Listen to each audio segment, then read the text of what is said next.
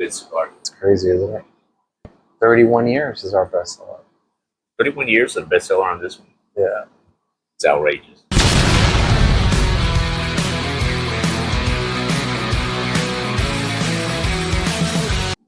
All right, everyone, we're here with George Rico from Gran Habano Cigars. We have some new facings that are going to be coming in soon. Excellent things that you're going to want to try out. So let's start off here with George. Why don't you tell us a little bit about your company and why you guys are awesome? Oh, well, thanks. Well, Gran Habanos is a family business. We've been around since 1995 in the U.S. Fourth generation tobacco farmer and third generation cigar maker. So, I think one of the things that really makes our cigars stand out is the quality of tobacco that we grow ourselves. So we're vertically integrated. We grow the tobacco, manufacture and distribute our own products. So I think that's what makes it very unique, that we're able to create blends around the products that we grow ourselves and maintain the quality of our product. That's what makes us really special. So you were here the other night. We were talking about vertically integrated. Yeah. That seems to be an important thing. The prices are going up, and it's tougher to get a good value on a cigar. It's tougher to get good quality at a good price. Explain a little bit why that's important. It's hugely important because of the fact that, we're able to maintain the consistency of our product, but also plan ahead in order to grow the tobacco that we're going to need throughout the course of the years coming forward. So, with the demand of labor, the shortages of labor, supply, taxes, importation, with tariffs, all these things really put pressure on manufacturers to create products that are to maintain a price point, and have that flexibility because we're planning ahead. So that's important. That's beautiful. Yeah. Now you're smoking a cigar right there that we do not have here at the moment, but we'll be having soon. What is that one right there? So this is my baby. One of my favorite cigars is actually the Gran Habano Blue and Green. Corona Gorda is my favorite, but we do have it in a couple of other sizes, Robusto and Toro, which we call our Gran Robusto. And it's Ecuadorian Connecticut with Nicaraguan filler and binder and wrapper. I'm sorry, just filler and binder, and then the wrappers from Ecuador. So it's a great tasting cigar, just a really sweet, mellow, creamy, medium body Connecticut. So if you want something that gives you a lot of complexity with a Connecticut wrapper, this is the way to go.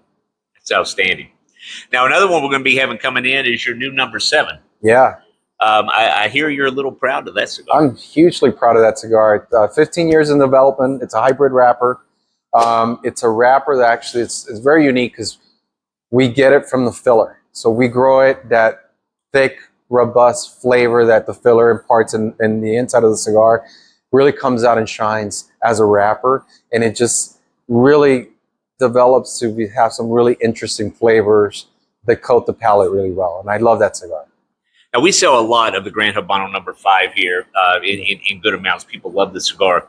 The number 7, though, you put in your ultra premium selection there. So the people should expect a much elevated, for lack of a better word, smoking experience in that, but not going to break the bank and second mortgage a house and sell a baby and stuff. No, I mean, look, I'm very proud. One of the things that my philosophy with the brand is that we always give value to the customer. The brands are, been around, maintained the price point relatively to what other cigars have gone up. And that's done on purpose because I feel that we give, with our core brand, we give a $15 cigar for $8 on average. And so now with the selection of the Corona number 7, it's part of our ultra premium because we're only able to produce about 100,000 cigars this year. That's our goal. It's not a lot of cigars for the market, but it's a cigar that really warrants a price. But it doesn't really take it out into the sky. It's not going to break the bank. Right. It's a great tasting cigar, very complex. It's rich, and I think the consumer that really tries a cigar out there, it's gonna really enjoy it. All right, awesome. So, tell us what's coming up. What's down the road for Gran Habano? Well, right now we're focusing on the Corona number 7. It's just released with a Robusto. So the original in November was the Toro, now Robusto. The Corona Especial, which is a 46x7 that's going to be coming out later in the year in a 10-count box. And then I'm working on developing some of these really unique products that we're going to be coming out with limited, really kind of become more edgy with our SCK program.